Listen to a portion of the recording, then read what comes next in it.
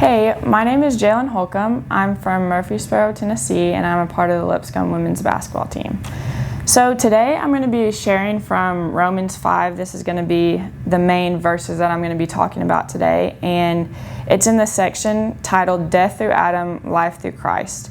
And I'm kind of going to give a little bit of background on this section. It's talking about how through one man, Adam, the whole world was basically condemned, and through one man, Jesus, he came to die for our sins so that we may have a chance to be saved and have eternal life with him. And I'm going to be reading through Romans 5:18 through 19, and it says, "Consequently, just as one trespass resulted in condemnation for all people, which was Adam, so also one righteous act resulted in justification and life for all people, which was Jesus. For just as through the disobedience of the one man the many were made sinners, so also through the obedience of the one man many will be made righteous." And as I was reading through this verse, I was kind of thinking about the power of one. And obviously, none of us are Adam and none of us are Jesus, so we don't have the ability to condemn the whole world or, like Jesus, give everybody a chance to save the whole world. But we do have power to impact those around us. And this happens through our decisions and our actions and our words on day-to-day lives. I mean, we know that our tongue brings the power of life and death.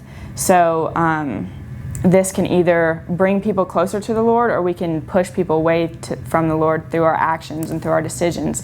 And I was thinking through many stories in the Bible and how one decision impacted their life or those people around them. And I thought about one story, and it was talking about Zacchaeus in Luke 19.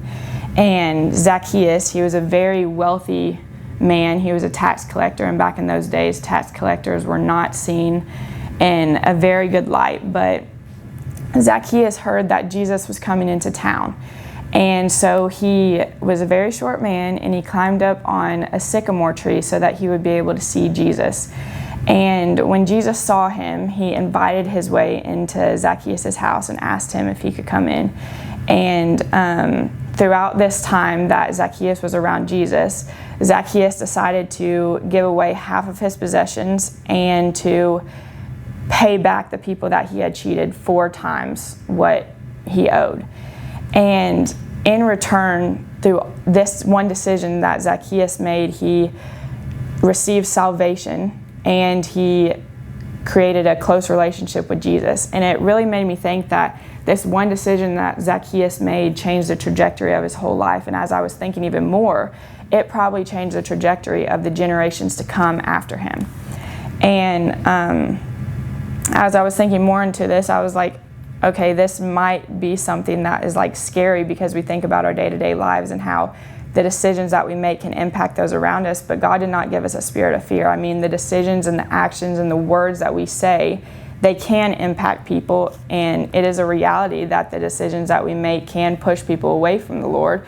But it also is encouraging that we have the ability, especially as athletes, to speak to people and to speak life into them in everything that we do throughout our days. And this last verse that I'm going to share with you guys is from 1 Corinthians 3:7 through 9, and it says, "So neither the one who plants nor the one who waters is anything, but only God who makes things grow.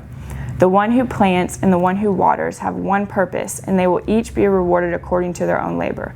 For we are co-workers in God's service. You are God's field, God's building." And I just think this is so cool how he basically said that we are co-workers in God's service, and that we can plant seeds in people's lives and that we can water them, but it is only God who makes them grow.